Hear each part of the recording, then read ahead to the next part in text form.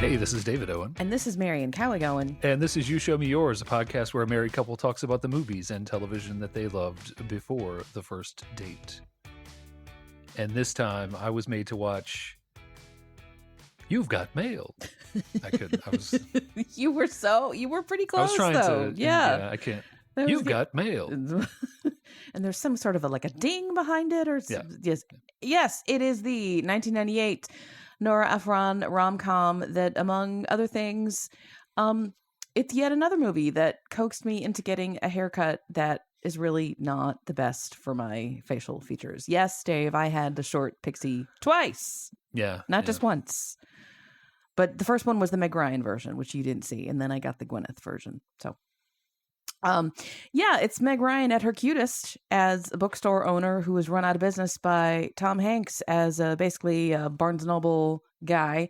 And then they fall in love and she forgives him, which is kind of weird. Maybe he's a Borders guy or a Books A Million guy. This was in the days where it's so possible it could have been any of those, right? Because there was a glut of mass chain bookstores that all had coffee shops in them. Well, it's sort of funny. Yeah, looking at this now, I think Amazon as the big bad guy who drives everybody out of business. But this was before, Amazon drove Borders out of it. Maybe not exactly, but essentially, Amazon drove a lot of brick and mortar chains out of business. Yeah. So you've skipped a step if you just watch this now and you don't know this. But anyway, yeah. Okay. So before we get into any of the things that I have to say, because I have several, what did you know about this, Dave, going into it? Nothing? Okay. Nothing at all. No. This movie looked so stupid. What? To me in 1996. Oh, okay. When was this? 98. Sorry, 98. To me in 1998, I don't know why I said 96. It looked so stupid to me. Because it looked like a bunch of late or early Gen Xers trying to come to grips with the internet. And as a cusper. Yeah. Right at the tail, I'm in literally the last year of Gen X. Yeah. I might as well be a millennial. I grew up with computers. I learned, Open Apple Reset. Yep. And in elementary school, you were coding BASIC. Somewhere, I think we were talking about that. Yeah. Somewhere I had an award for computer, literacy. In really early elementary school, first or second grade, we learned how to boot off a floppy disk. Oh, yeah, same. That was truly a floppy disk. Yeah, and the big ones. And I was on the internet early. I'm not going to say. I think you told me 93. 92, 93 probably is when we got our computer, and I was almost immediately online when we got our computer. It being 1998 and the AOL, I had been through all of the different services, CompuServe and AOL and Prodigy and all these others, and anybody who give you a free month, of online. It looked like a grandpa movie to me. Because I was 98, so I was 18 ish, 18, 19, whatever.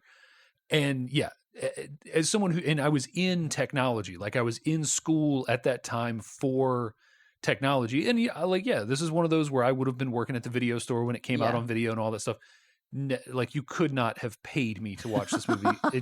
That was my impression of it when it came out. Yeah. And then basically I haven't thought about it again other than as a novelty. Remember that time AOL was heavily featured in a Hollywood movie? Yeah.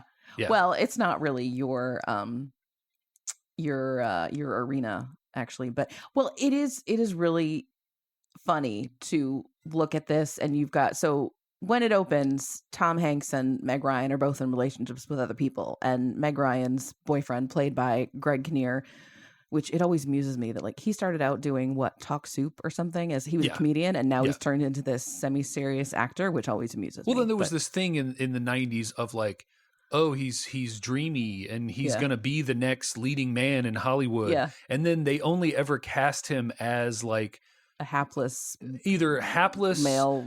Yeah. Or like just someone you wanted to hate. They were like, they looked at him and they were like, he is the kind of handsome guy that you want to hate. He does have a smarmy. Yeah. So like, let's make him, we're going to pigeonhole him as the guy that gets dumped for the love interest in romantic comedy. Well, I will say, and this is getting way off topic, but what else is new?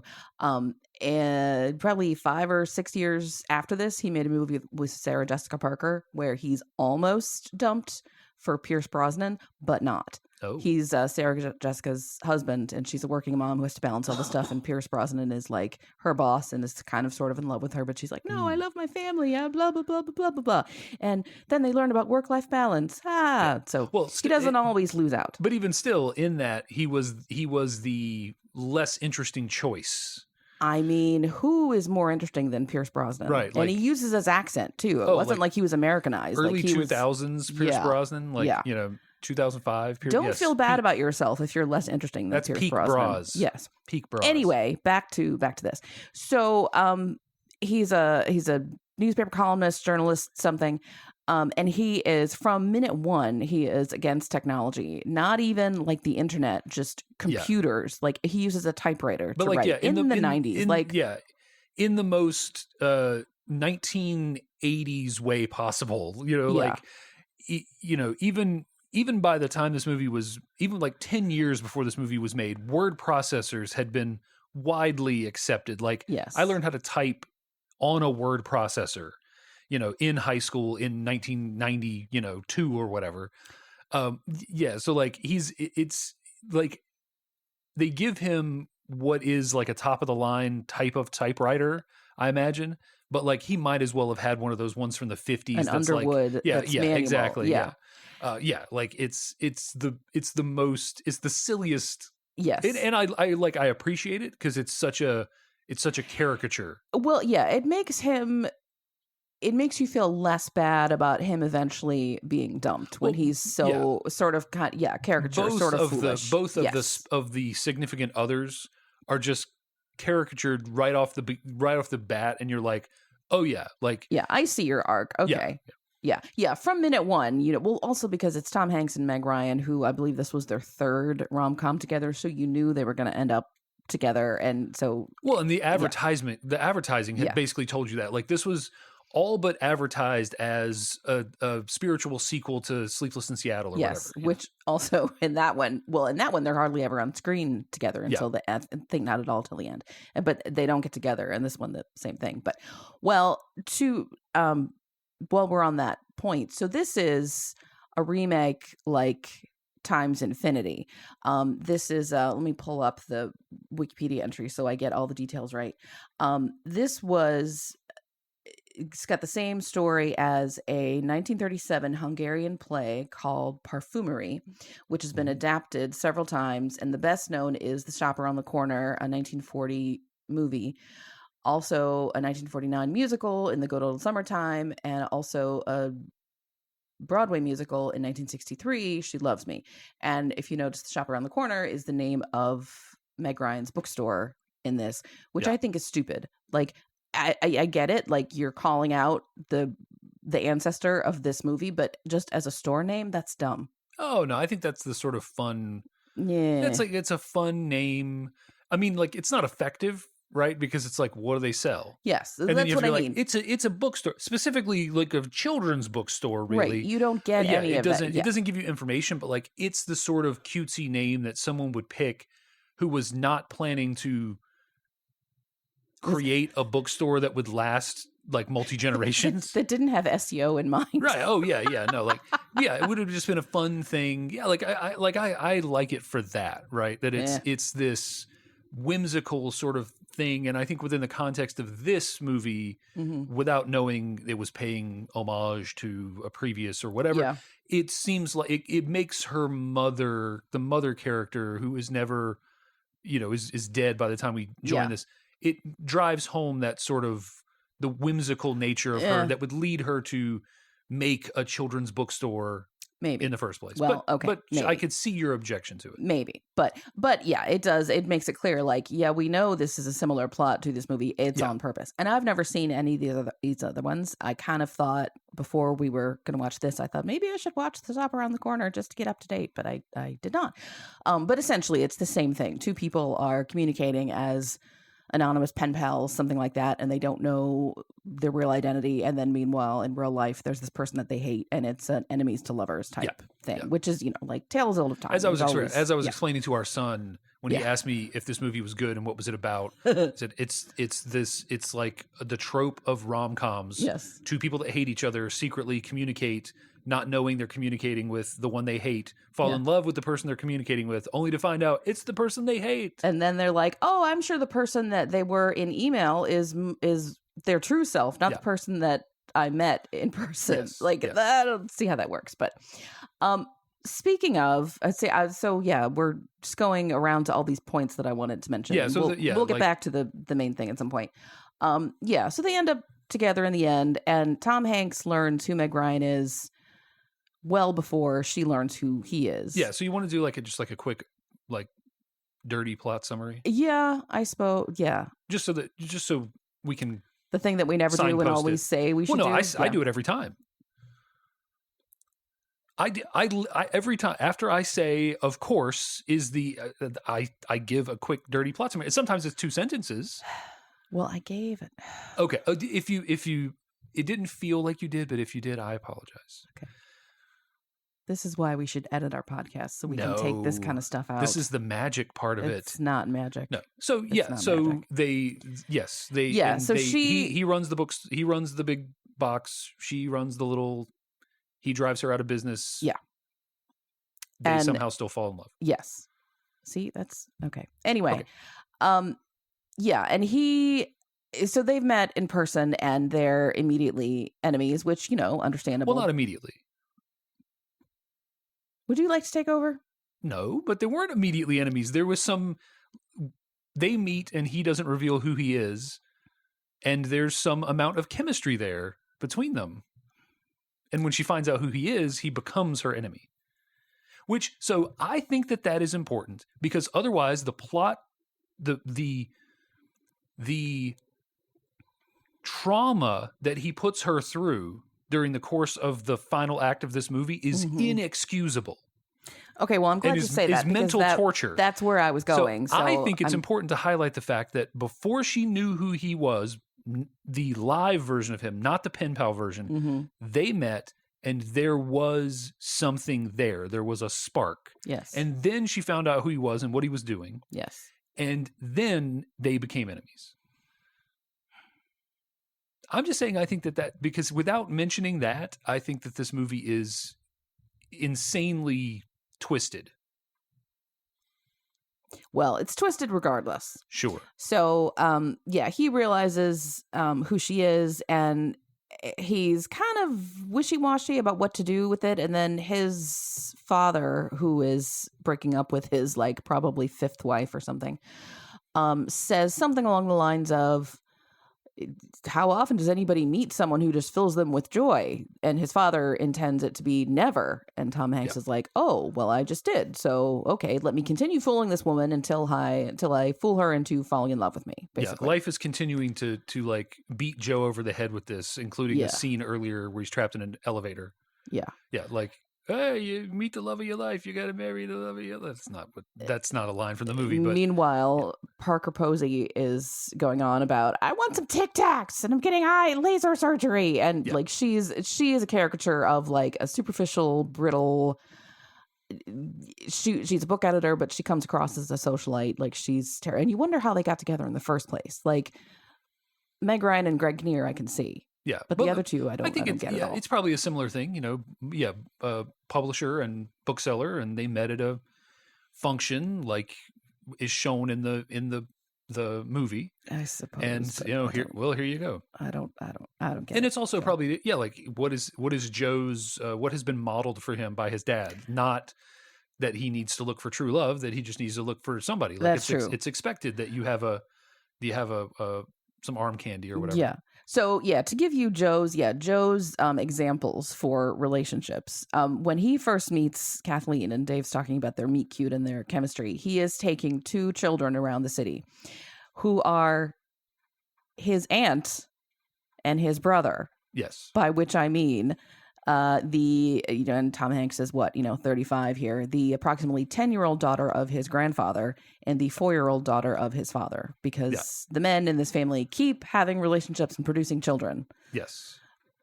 I don't think we ever meet his step grandmother, but one assumes that she is also young and nubile and will not be around for very long. Yeah. And then at the end, it turns out his stepmother has run off with the nanny. Yes. Which is hilarious. Because his father has been running off with the nanny throughout his whole life. And anyway. So Joe doesn't have a good example of what a relationship can be. But he basically not exactly tricks Kathleen into falling in love with him, but kind of does. I don't know. It's gross. Yeah. And what was the word that you used? I don't remember. Despicable, something like horrible. That. It's Joe has the Tom Hanks factor in his favor, and I think we've said this about a couple of other Tom Hanks characters. If Tom Hanks were not playing him, nobody would like this guy. Yeah, if Greg Kinnear were playing Joe, no one would like him. Yeah. Oh, yeah. It's super important. Yeah. It's casting the right actor. I mean, this is one of those movies that shows you how important casting is. Yes. In I think most of the casting here, like Kinnear's casting and Steve Zahn's casting as the absent-minded, was it Frank? George. Yes, sorry. We love a good Steve Zahn moment. Yeah. Well, and Parker Posey too. I don't know if I've ever seen her in anything where she wasn't a bit of a cuckoo pants bitch. Oh yeah, she knows exactly what she can do, and she does it super well. Very well. Yeah, I mean, just from the first time I saw her in Dazed and Confused up until today, no one plays that character.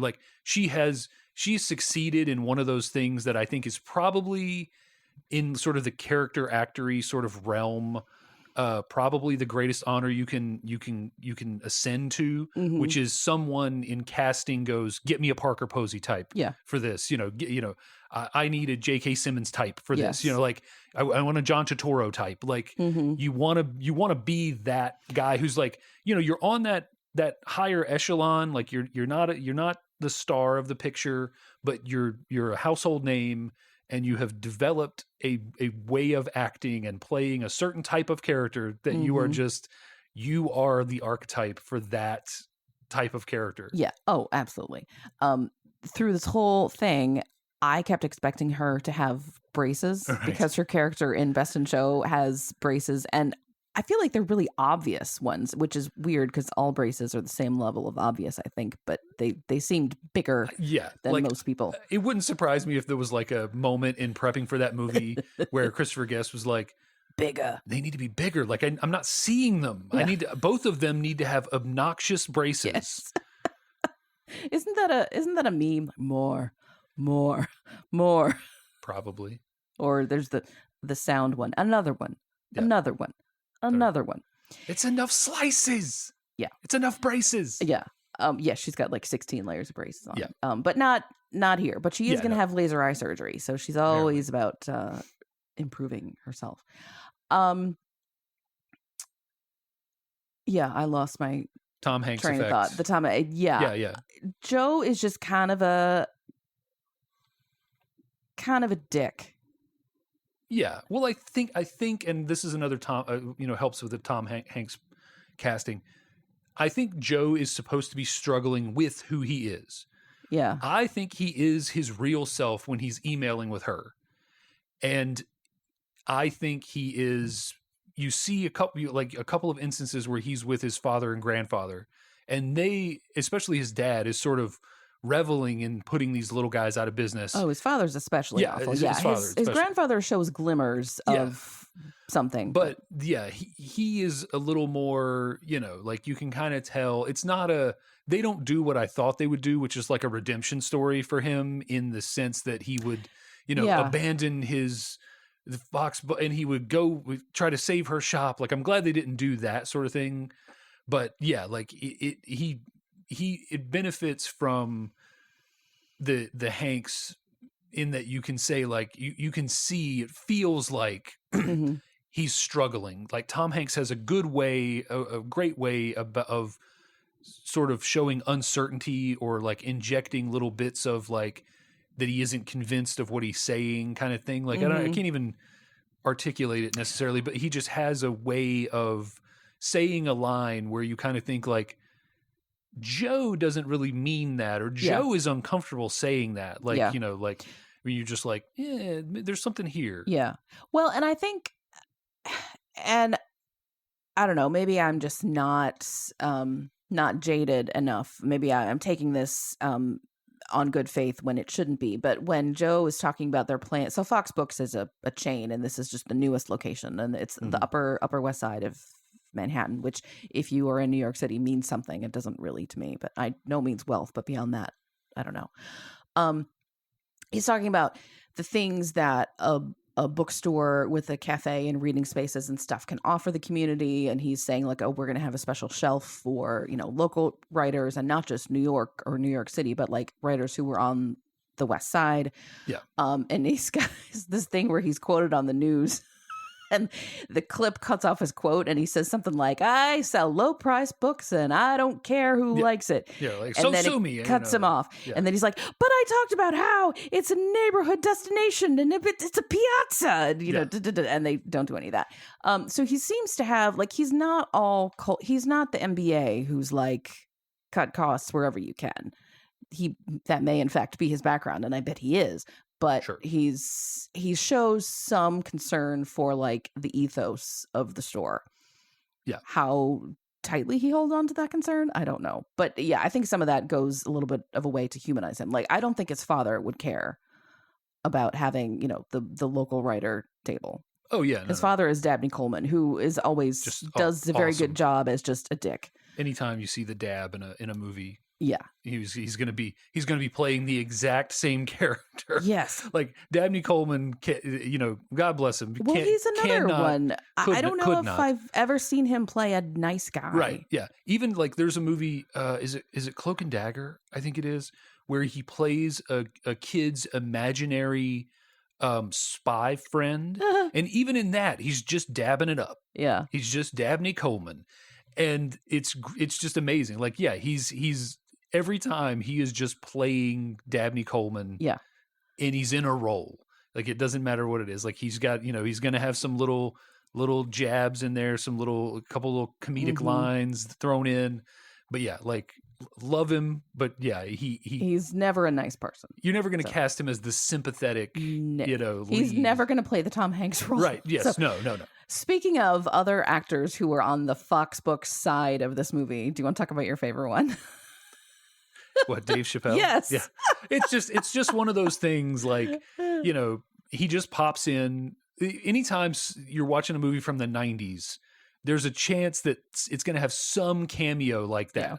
That it's just going to be like, you know, for no reason, here's like Parker Posey, you know, like for no reason, here's Dave Chappelle. For no reason, you know, here's a random comedian from the 90s that may or may not even still be relevant today. Mm-hmm.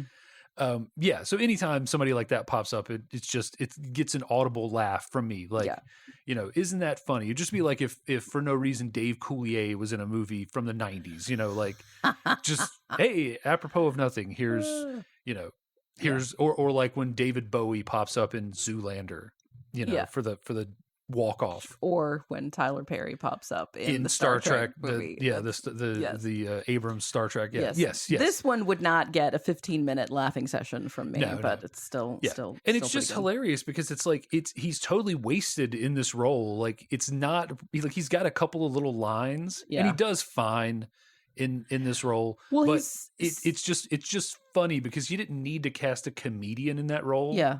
Like, it could have been anybody. Well, it's similar to Jamie Foxx in The Truth About Cats and Dogs. Like, they go on to do so many other things, and you're like, this is where you started? Okay. Yeah. It's one of those that just pops out of nowhere. And, you know, for whatever has become of Dave Chappelle, he made Chappelle's Show, he made Half Baked. Like, there is always going to be a spot in my, not my heart, but in my gut, on your funny chuckles, bone on my funny bone that chuckles anytime I see Dave Chappelle pop up in something. Yeah.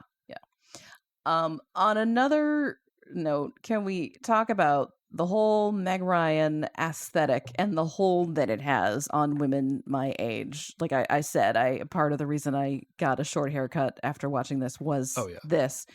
And I promptly let it grow out and then didn't learn my lesson and got it again a couple years later. Kathleen Kelly is the cutest thing. Oh, sure, yeah. Her hair, her clothes, her apartment, her, like, she's getting flowers everywhere. She's does everything seasonal, but like not cutesy. Like, she's just adorable. And I want to have her whole aesthetic. And I everyone's talking about aesthetic now, and I kind of hate it. But aesthetic was a thing before Gen Z came up with it as Meg Ryan shows. Yeah. No, this I think is the movie where every female comedian who does a Meg Ryan impression got their Meg Ryan impression, because she spends, I would say, probably half of the time that she's saying dialogue in this movie with her eyes closed or without making eye contact with the camera or anybody else in the scene. Because she's just like imagining something? I don't know. It's one of those things, like, really good impressionists, they focus in on something. And, it's for Meg Ryan, it's the eyes are closed as I'm wagging my head back and forth as she's saying lines. You're sure you're not thinking of the orgasm scene in When Harry Met Sally? Because her eyes are closed for a lot of that, too. No. I'm just like, when she's talking, like, I was actually paying special attention to it. And like I didn't keep the stopwatch on it, but like, half of the time she's talking, she has her eyes closed or is otherwise looking away from the person, like avoiding eye contact. And it's an interesting way of doing it, because when she does make eye contact, it tends to make things feel a little more weighty. Yeah. So it's actually, like, secretly she's brilliant for it, but it looks like she's struggling. Yeah. Well, she has those big eyes, and of course at the moment I can't remember what color her eyes are. They're blue. Those big blue eyes that show being hurt very easily, which happens to Kathleen a lot in this, or show being angry. And so, I didn't notice that at all, but that's an interesting an interesting thing. But like 90s Meg Ryan, super cute. Well, and like the number of times she wears a jumper in this movie. Yeah. And can I tell you, I'm a good deal older than she is in this movie, but I would look like a clown if I wore a jumper as an adult woman. But she pulls it off. I don't know how. Now, part of it is just her figure. Yeah. She's very slim, and you have to be slim to wear a jumper and not look pregnant. But like, she's, and she's so like, this movie is also in love with New York City and the changing seasons, but there's a big emphasis on like fall. Mm-hmm. And winter weather. And so she's very, like the sweaters and the short skirts and the tights and the chunky loafers, also extremely 90s. Oh yeah. It all fits together, and it is just such a look, and I want to live in it. I want that. I couldn't have the hair.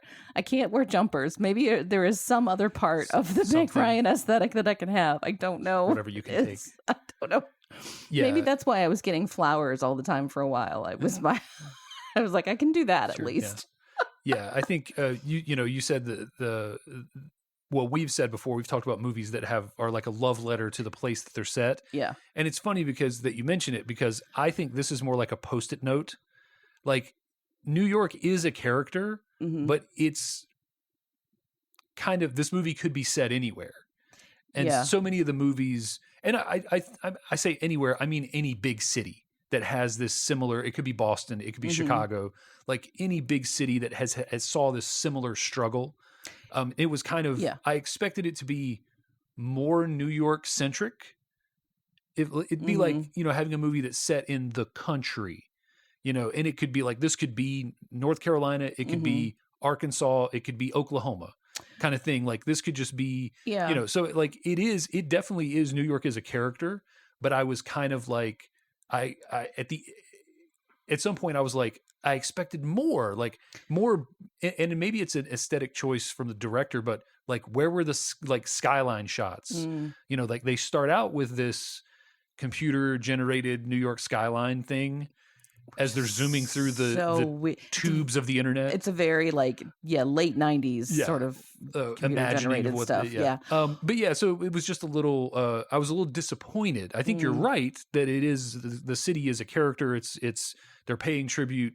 But I was like, I expected them to drive it home a little more. Well, I think it's less about New York City as a whole and more about this smaller part, like the Upper West Side, which I know nothing about because I've spent a total of like 12 hours in New York City. Like there's, things like, they mention Riverside Park where she's going to meet her pen pal at the end. And Joe says, oh, so he's a West Sider. I don't know what that... and they talk about, Upper West Side liberals and this and that. And there's lots of, I think, references that you will only get if you are actually from New York or it much more intimately than I do, which is I think not hard. Yeah, I think, I think you're right. And maybe that's why I say maybe it was an actual choice by the director to try to make it more personal. Yeah. Instead of throwing up all these skyline shots. Like, it would have been cool to have some, like, whatever street that bookshop is supposed to be on, like, what does the skyline look like from there? Obviously the buildings that you're amongst, you don't see the skyline, but you look down, north or south, east or west, whatever, away from what, like there's a skyline. Like, when I used to, when I grew up, my dad lived in Winston-Salem for a while, just outside Winston-Salem. And from his house, we could see the Winston-Salem skyline, but it was off in the distance. But like, that would be a detail I would include if I were trying to,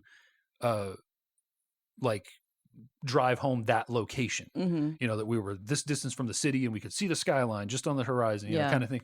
So I do wonder why they maybe didn't do more, but you're probably right. They were probably trying to keep it more intimate. And if it was a bunch of like flyovers of the city between scenes or something, it would feel less personal. That just makes it so big. Yeah. Well, and I think that is something that is very specific to New York, maybe Chicago, Boston, LA, like the big cities, not Charlotte where we are for sure.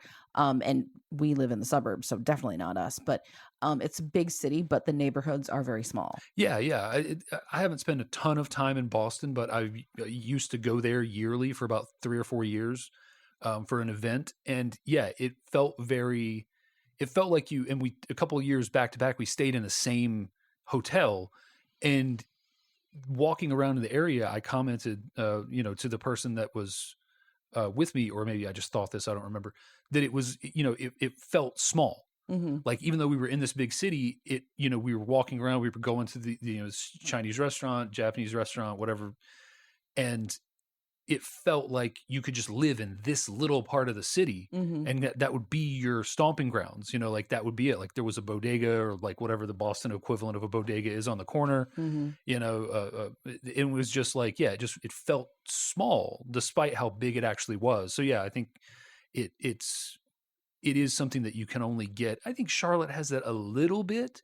We have our little, South End and Noda, like we have our little areas where you can kind of exist just in that area. Like we're in a certain area of Charlotte where you can kind of exist just in that area but and you have never to go drive. to the city.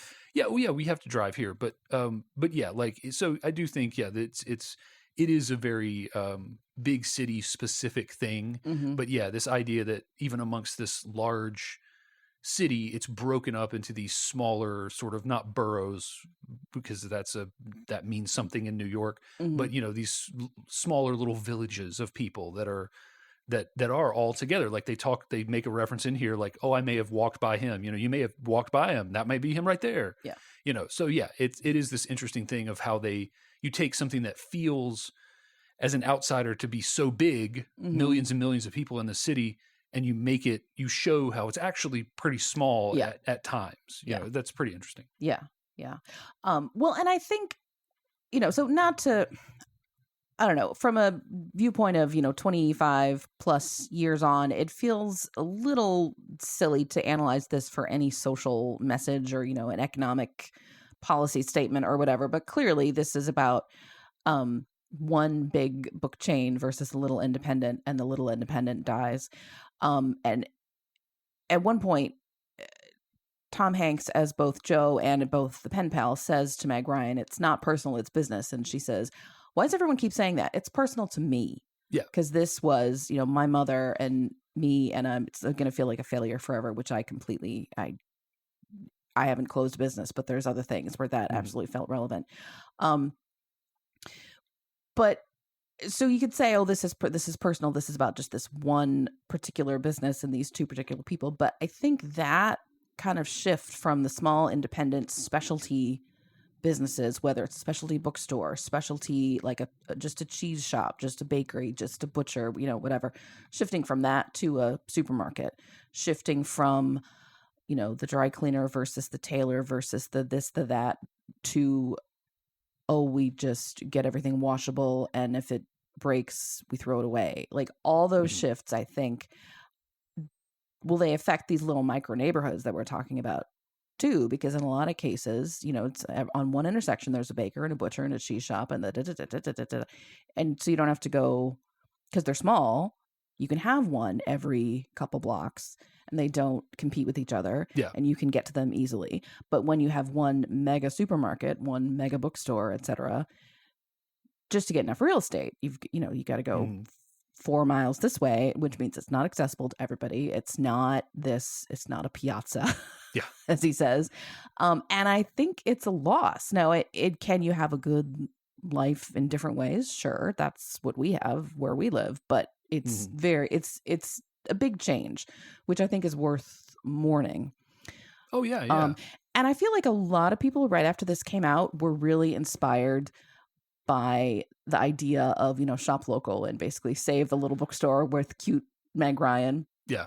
But this movie has, and again, I don't know if the movie is trying to make this particular point, but if they were, they're being hypocritical because the characters go to Starbucks a lot. Oh yeah. Yeah. And there's a pivotal meeting where they're supposed to meet in person that is not at a Starbucks. It's like an independent cafe thing. Yeah, which is interesting. Yeah. Yeah. It was just like, and maybe it was just literally they needed an interior location. But maybe it could have just literally been a corporate tie-in because the logo is in the background. The Starbucks logo. So yeah, it could have just been tie-in type stuff. It is. It's weird. It is weird. That it's not like it has this, but also it has. If you really look at it, I guess from a more like nihilistic or pessimistic point of view, like the little guy closes. Like there is no let's save the community center. Yeah, they don't she doesn't challenge him to a ski contest or anything like. Like it's doesn't not have to jump over a shark. Right. Well, she does. They have protests. No. I know. And it still fails. But no, right. I'm saying, but what I mean very specifically is there isn't some showdown. Yeah. Like Billy Madison-esque. I get the company if we have this. That's what. Excuse me. That's what I'm glad they didn't do. They did the reality thing, which is, there were news stories and there were newspaper articles. And a lot of looky-loos came in, but it didn't change the bottom line. And I think that is what happens more often than not. Like people were just like after this movie, the people in the movie were infatuated with this idea of shopping local, came to be pedestrians or bystanders and observe this local thing, and then didn't actually buy anything. So for all of the people that flooded the store after the news articles and stuff. Yeah, the store still failed. So ultimately this movie's message is the little guy loses. Yeah, or support it with your dollars and your good memories do not help me keep there's a point when they've decided to close and everything is being discounted to get rid of it, and some woman takes up Meg Ryan's time at the cash register by saying, I was in here and your mother gave me this book and the look on Meg Ryan's face is like, okay, I'm busy. Yeah, so like I came here every day as a kid. Like if you continue coming here as an adult. If you had kept that up, I wouldn't be closing, but I am, and I need to go do this stuff. So spare me your sentiment. Yeah, and I think that's a reality that a lot of people, should take away from this if they watch it. Is like, that that place that you went as a kid that was cool. The reason we don't still have stuff like that is because when you became an adult, you stopped going there and you didn't take your kids there when they were. Keep it up with, You didn't make it a tradition. Like in order for especially generational businesses like that to survive, you need that loyal customer base because you're going to have a smaller customer base. Yeah. And when you this place was great as a kid, and then you forgot about it when you were an adult. Guess what? Mm-hmm. This is why we don't have nice things. Well, I've been thinking along these lines in a different arena. So not to bring up a whole political thing, but we are obviously approaching a presidential election, and there's a lot of buzz and good feeling around one particular candidate right now. And a lot of people on my Facebook feed are like, oh my gosh, I put a blue flag in my yard. I bought Chuck Taylors because so-and-so wears them. And I'm like, that doesn't do anything. Like in this case, it's your vote that matters, or donating to a campaign or whatever. And there is something to be said for just like buzz. Yeah. And, you know, if you don't have the money, you can talk about it and keep it in people's minds. But like wearing a particular type of sneakers is not the same as voting. Sharing your memories about this bookstore is not the same as buying something from them. Yes. But there are some things that feel really good to do, but don't actually change anything. So what is going to benefit the person that you say you're concerned about? You got to do that. Oh yeah, no, we're guilty of that. I was just absolutely. The other day I was looking for a local store that was like a comic book and card shop for like, buying card games and stuff like that, and ended up getting what I needed from a Target. Mm-hmm. And thinking while I'm checking out, like I'd be buying this from a local game store if there was one, but there is one. It's just like 5 minutes, 10 minutes further away. Sometimes you've got to take that extra step. And that's because we live in the suburbs where everything is very homogenized, and it's in a New York City neighborhood. I bet there would be one closer. Well, and in the suburbs 40 years ago. And that is the other thing. Yeah. In the suburbs, you have to make an effort. Yeah. Like I remember once when we hadn't been living here that long, I think your parents were here and they asked what local place to eat. And like, I didn't really have one yet. There aren't any around here. Yeah. And and the reality is there are like 4 or 5 local restaurants pretty close to here. And as convenient as any of the other restaurants. Mm-hmm. But at that time I just hadn't explored beyond the easy stuff. Like you want to know about a McDonald's. I know where a McDonald's is. I know where a Five Guys is. I know where a Taco Bell is. Like I know where a Starbucks is. Right. Exactly. Yeah. So it takes a little bit more effort. But the reward is it keeps it local. It keeps a place alive that doesn't have to necessarily worry as much about shifting with the interests. Like you can have this little store that is doing something that's niche and doesn't need to constantly rotate its stock and justify its existence and go for the next new trend. Like it can just sell comic books and make money. But you got to spend money. One thing that I noticed, though, and this I only noticed this one particular thing, but there might have been others. Kathleen does not go through this period of like, okay, what can we trim? Like, what can we cut back on our expenses? It's just a question of, do we have enough sales? Yes or no? Like, when she gives, so apparently their prices are a little bit higher than Fox Books, because Fox is advertised as a discount bookstore. Yeah. When Joe's in there with his aunt and his brother and buys books, and he's shocked at the price tag, but then she gives him his books and they're in this cute little cotton tote, like not a super sturdy one, but much sturdier than the plastic bag you get at Barnes & Noble or Target or anywhere else. Well, and it's shown that the Fox uses paper bags, like like your typical paper, right? With the little handle. Yeah, and I wonder what else is there where she's so invested in the whimsy of it and like her mother's vision for it that she can't see cutting back on it. And like, yes, that would be sad to go from these nice reusable bags to paper or plastic or whatever, but it keeps you going for a while longer. Like, no, I think that is the interesting question, right? Of how many things do you? It's what is it? The Ship of Theseus or whatever. I don't know. I forget but it's every part of this boat has been replaced. Is it still the Ship of Theseus? Yeah. It's at a certain point when you've trimmed so much, you find yourself like, if we could magically bring Mr. Walton back from the dead and show him what a Walmart looks like now, would he recognize it as Walmart? according to many people, no. Right.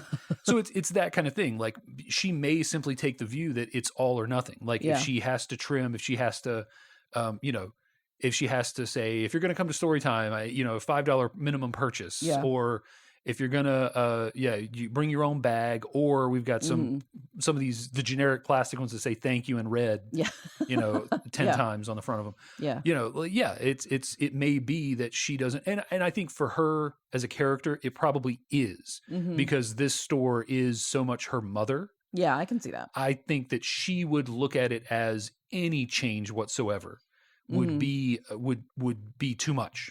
That it either exists as 100% as it has always been, or doesn't. So I think it's an interesting question to explore, but I think the answer for her as a character would probably be nothing. Like, she's got 2 employees. She wouldn't cut one or the other. Yeah. Well, in a way, that makes her just as much of a Luddite as Frank, who's insisting that computers are evil 100% and doesn't all want the to change. time. Right. And when, like, no, some of this technology can be really good. Yeah, and streamline. Yes. Yeah, and if you wanted to succeed at business, you would streamline your business. But for her, it's personal. It's not business. Yeah. So I think it is. And I would, people who write movies are often smart people, and I would not be surprised if that was not very intentional, having him be so resistant to change, and in the end her be resistant to changing the business, a different type of change. Yeah, I believe Nora Ephron wrote this script too, as well as directing it, and she's one of my, like, literary saints. Like, she can do no wrong, basically. I'm sure there was a backstory for everything. There was. Yes, nothing is accidental. Yes, in a well-written piece of fiction. Right. Speaking of then, the Kathleen and Frank relationship, and then also the Joe and Patricia relationship. Like, from the beginning, we know, because the structure of the movie demands it, and we're shown little things that like these 2 relationships that exist at the beginning are not meant to last. So in a way, what I'm about to say, it doesn't matter, because whatever. But they're both hiding their pen pal relationship from their partners. Yeah. And with Frank, he's against the computer entirely. So I get that to a degree. But Patricia has no such problems with it, and Joe is still hiding it. That's when you are deliberately not telling your partner about some even friendship, whatever that you are having. That's not okay. That is a sign that it is problematic, and you need to have a serious talk with yourself. Well, yes. So I think that this movie has to walk the tightrope that so many of these types of movies have to walk, which is you can't put your romantic leads in good relationships, or else it will reflect negatively when they ultimately leave for the other romantic lead. So like you have to put, and in this case, you have to put them in cartoonishly bad relationships. Like these people are like cartoonishly poor fits for them, even though there's a moment when Kathleen and Frank are breaking up where they're like, but we're perfect for each other. But you're not perfect for each other. Like, maybe on paper, you're perfect for each other. Like when I went off to school right out of high school, my roommate and I were perfect for each other. We were both, we were almost the same height. We were almost the same weight. We both had long hair. We were born, I think, on the same day. Oh. We were the same exact age. We had all the same interests, and we did not like each other at all. We ate the same foods. We loved, I'm straight out the trailer. So one of my favorite foods was a cheeseburger, macaroni, hamburger helper. But there was nothing on paper that should have led to anything but best friends for life. But I don't even remember that guy's name. Yeah. And, haven't thought about him in any serious way in 20 years. I feel like that maybe is what it is. Like, she's a bookseller, he's a writer, like that. It's on paper, but everything else about their characters says that they should not be together at all. But I think it is a sign of it is a bad sign when you're hiding something like that from your partner. But a movie like this has to do this little dance of like, well, we want to give them some kind of barrier. But the funny thing is, neither of those significant others act as a barrier to stopping. No, other than the fact that they flesh out the movie and give like, comic relief basically for each character and give like something little interesting wrinkle. You could take those characters out and still have basically the same movie. Oh, sure. Well, and both of them are kind of oblivious, honestly, to whatever their partners are going through. It turns out that both of those characters probably, if they did know that, it probably just would have expedited the breakup of the relationship. Sure. But it's. You have to, I think if you do this successfully in a rom-com, you have to demonstrate that they're already in a relationship where both partners are checked out, and then at that point you're protecting yourself. Cause you can't have like your other Greg Kinnear movie. Like, you can't have your character leave an otherwise well-meaning and nice person to go off with the other party, no matter how perfect they are. Like sometimes you just didn't meet at the right stage of life. And like, that's a whole different movie. And that's a whole interesting movie where you have to struggle with that. And then ultimately say, no, I have to be loyal. I have to be, I love this other person just in a different way or whatever. I often think that so many movies posit this as like, you have one great love. Yeah. And oops, I guess you made a mistake and this person wasn't and this person is, so you have to switch horses midstream. And it's like, I think that's not how it is at all. I think you've made this commitment to this person, and if things were different, it'd be different, but they're not. This is what and so like, unless you're miserable in a relationship, like you dance with the ones that brung you. And like, that sounds like I have a very depressing view of marriage and a long-term relationship, and I don't, but like, if you're generally well suited, like, you are going to drive yourself crazy if you're like, oh, but it could be 5% better, 10% better, 20% better. Like, if it could be 90% better, okay, that's a thing. There's a threshold. But which is not to say that these two couples should have stayed together. Like, I think Joe and Patricia are clearly not cut out for each other. Yeah, no, that's fine. I'm not shedding any tears over that. And the other one, like, okay, whatever. How long could you be with a guy who insisted on typing everything? Yeah, that's not going to work. He's both of the significant others are just character, like huge caricatures. Yes. Yeah, but no, like, to your point, yes, it's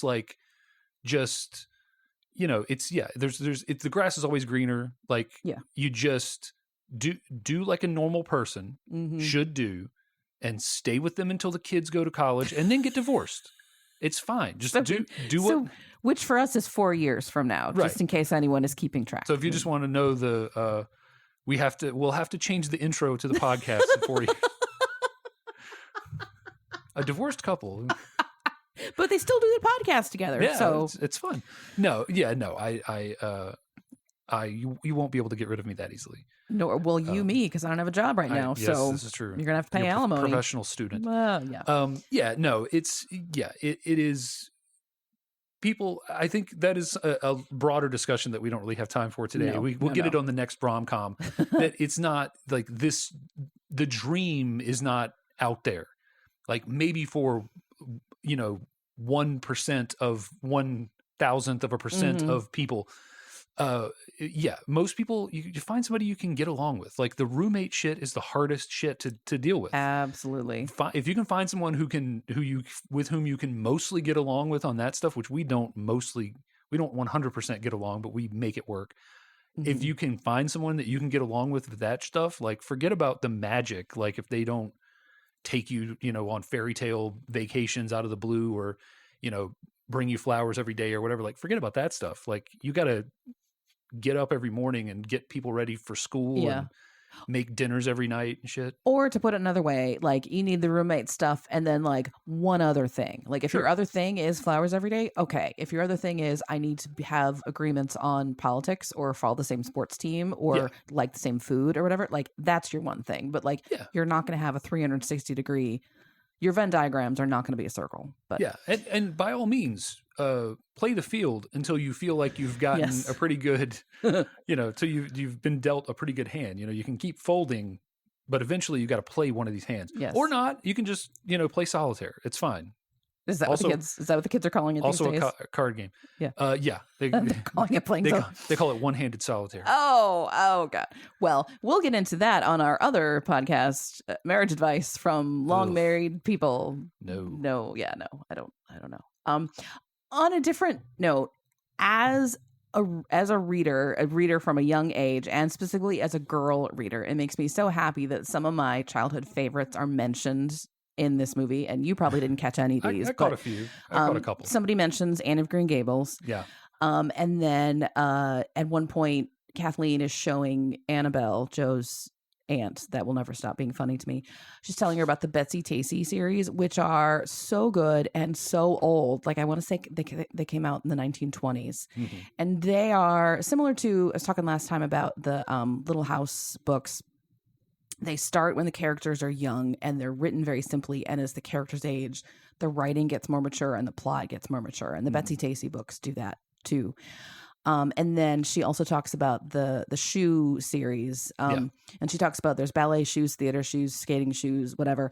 Ballet shoes is the only one that I really remember, but I know it's a whole series. And I think they're all set in England between the wars, and they're all, the ballet shoes is great. It's these. I love that, like, so much of the stuff that you read involves like English children in World War II or World War I. Well, it's a very well, and like I said at some point, I'm getting a little tired of it. Like, I'm trying to broaden my horizons, but then the books keep coming back to World War II. Like, stop it! I've had enough. But it's a fertile ground. But this one, it's 3 orphans who end up being adopted all together, and they each have to take ballet so that they can earn money for the. I mean, like, it's completely bonkers, but it's a lot of. It's very good. This is a writing prompt that somebody was giving in school in like the 30s or something, or I guess the 40s after the war. You're writing a story about 3 children displaced by the war, and they get adopted, and then yes, there in the back, CS, they find a magic cabinet that transports them to another world. Perfect. Lady here. Oh, ballet dancing. Yes, perfect. It's 3 orphans and then Mad Libs from there. And they find it's the pair of ballet shoes, magic cupboard. It is it's the manatees. The manatees were like, and there's jewelry involved, and there's borders, and there's, but anyway. A monastery. Yes. But the ballet shoes, that book is delightful, and the whole series, I think I've read a couple of them, is good too. But so anyway, it's nice to see these books mentioned that I read as a kid, and I read Will, Anne of Green Gables. I don't think I read the other 2 to him. I would have if he had let me, but I didn't. He resisted. But there's a line that Kathleen has that something is like, the books that you read as a child shape who you are. And I really find that true. Mm-hmm. As I mentioned, I read a lot of books that were old when I read them. And I think as an adult, I am sort of an old-fashioned person. So that happened. Would I have been as old-fashioned without reading all these books that were written 50 years before I was born? Probably not. But, I don't know. But I mean, if you read a lot of graphic novels, does that influence you? If you read a lot of I don't know, these like books that are all about having morals everywhere. Anyway, I like the idea that the books you read as a child shape you more than any, which is why it's important to read to your kids. Yes. And books on tape are not the same. They're not. And having them listen to videos is not the same. You need to sit them in your lap and read to them. It helps them be better readers, and it establishes an emotional connection. And I could go on for a long time, but I'm not going to. Yeah. But I agree with Kathleen Kelly that the books you read as a kid make you who you are. And so it was nice to see those books mentioned there. I agree with that. And I think that the 2 of us are a perfect example, because we will never be careless with firecrackers.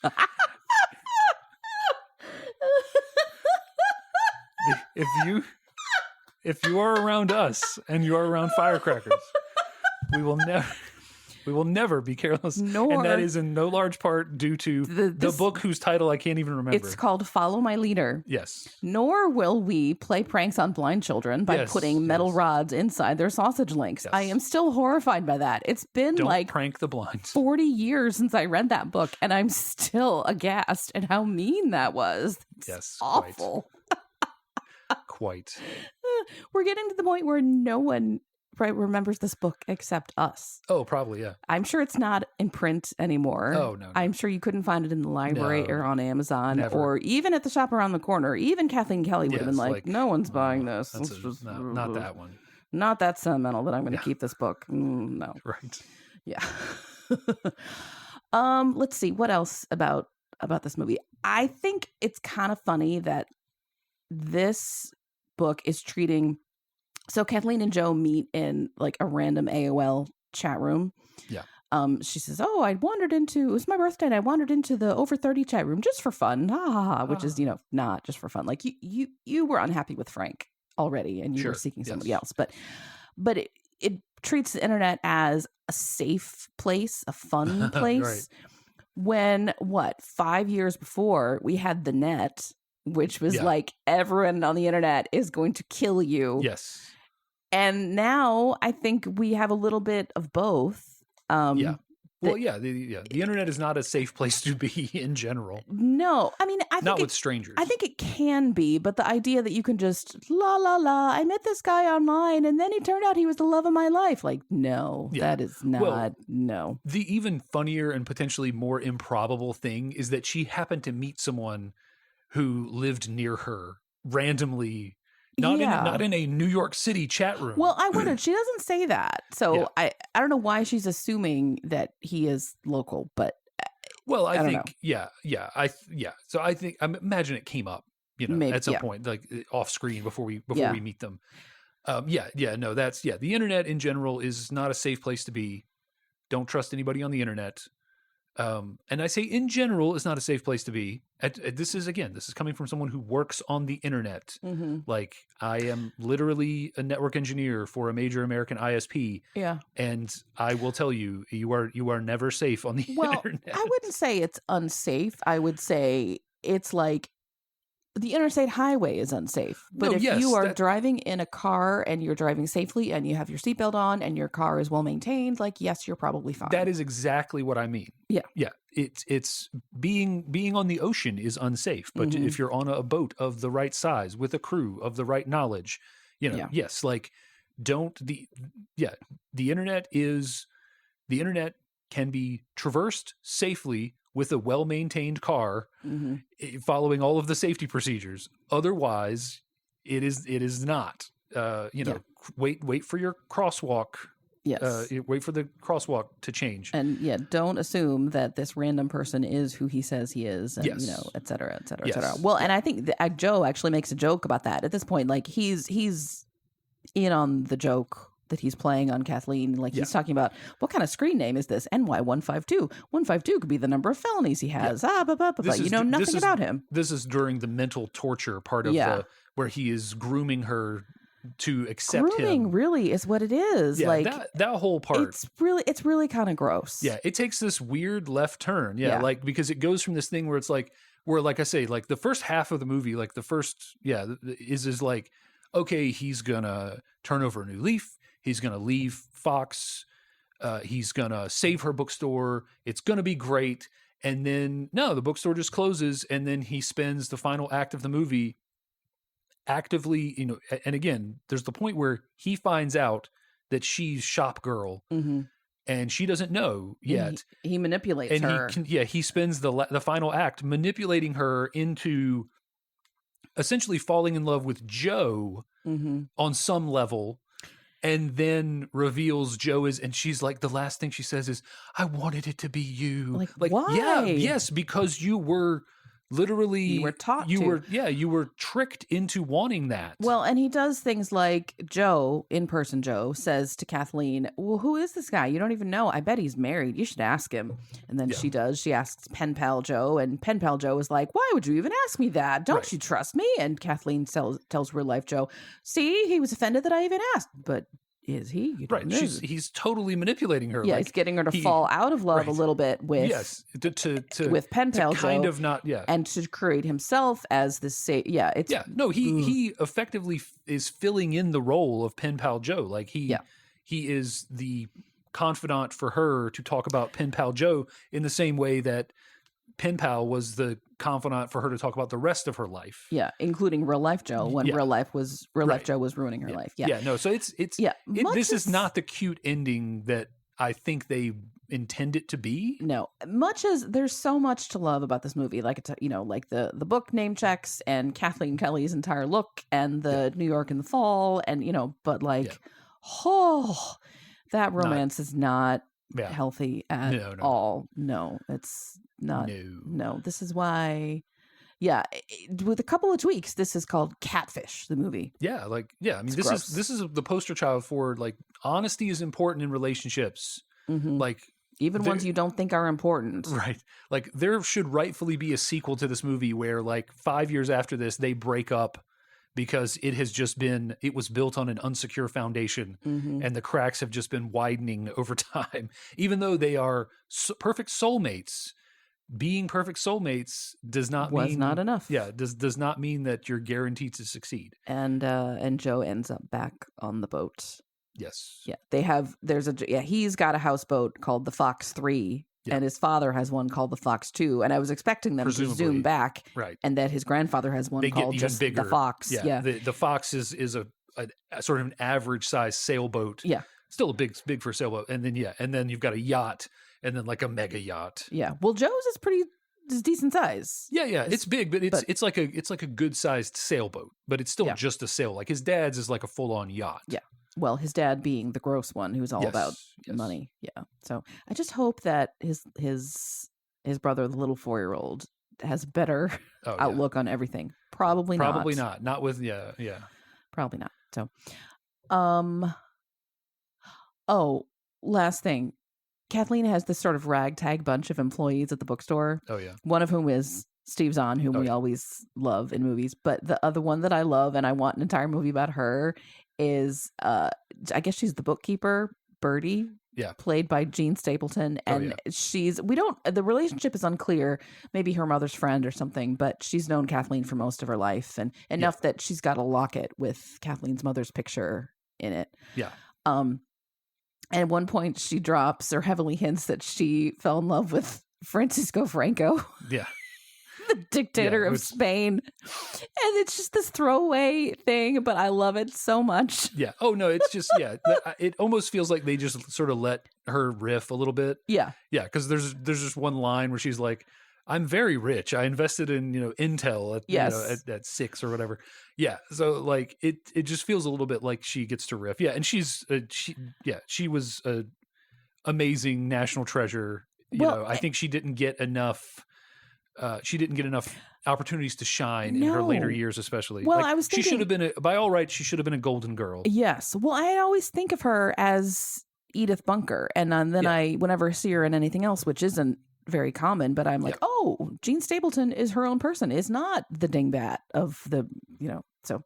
Yeah. But that was a nice treat. I want an entire movie about Birdie, about her time in Spain or the many lovers she's had since then or anything. Yeah, the secondary characters in this movie make the movie. Yeah. That includes the two, original love interests for each character. Yeah, all of them together. Just it's a great set of actors who just they bring that and they bring that thing to a movie, and really they're especially Posey, Kinnear, and Zahn, like you know what you're getting when you get them. Yes. And they're all well cast. They're all very reliable. In a time when it was still like 98 is a time where they were still like they weren't sure if Steve Zahn was going to be like more or if he was just going to be the comic friend sidekick all the time. Like they hadn't quite figured it out. So, still good casting as in the role of neurotic sort of bookshop guy. I don't think he's ever been disappointing in anything. No. He's always in some of the stuff that he's in, like the action movie. Is it Wrong Turn? It's like a horror movie. He's great in that. Yeah. I think it's Wrong. I can't remember if it's Wrong Turn or not. But he's put him in anything. He's great. I saw a sticker on Etsy the other day. It was just a big picture of Steve Zahn, and the text around it is like, "We love Steve Zahn." Oh, Steve Zahn's in this? I'll watch it. You know, that kind of. I was like, "Yep, you could do that for so many character actors. They're always yes." Good. Well, I think that we have said all that can be said about You've Got Mail. But if we left anything out, you can let us know. You can get in touch with us a couple different ways. You can send us an email or you can DM us on Facebook. Our handle's the same for both. It's YSMY Podcast, YSMY for You Show Me Yours. We're at gmail.com. Or find us on Facebook. Also on Facebook, we have links to all of our latest episodes. We have put new episodes out every other Wednesday. So 2 weeks from today, no matter when you're listening, there'll be a new episode in the queue. And next time, Dave is hosting. Dave will be showing me something. And what are we watching next time, Dave? So next time, sorry, I'm just watching the Amazon guy drop off a package. Speaking of support small businesses. Yeah. Look at us. So I've recently rediscovered that a movie from my childhood that I thought was lost that I told you about, and you're going to have to watch it now. It's called Mother Goose Rock and Rhyme. Oh, okay. And it is a kids movie with the amazing Shelley Duvall. I thought about this movie because she recently passed. Yes, also R.I.P. Yeah. Yes. And I thought, is it possible to find it? And started searching and found out that it isn't available anywhere because I don't think it was ever released outside of VHS, except the internet did its job and preserved it on YouTube. So see, Frank, the internet is good for many things. The internet is good for many things. Yeah. And this is a romp through Mother Goose land, and you are in for some celebrity appearances. Okay. Because as far as I can tell, Shelley Duvall cashed in all of her favors.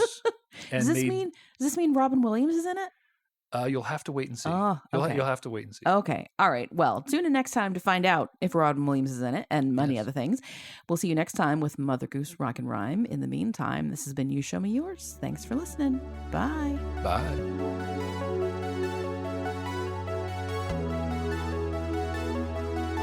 The You Show Me Yours theme song is Uplifting Electronic Indie by Winnie the Moog from filmmusic.io.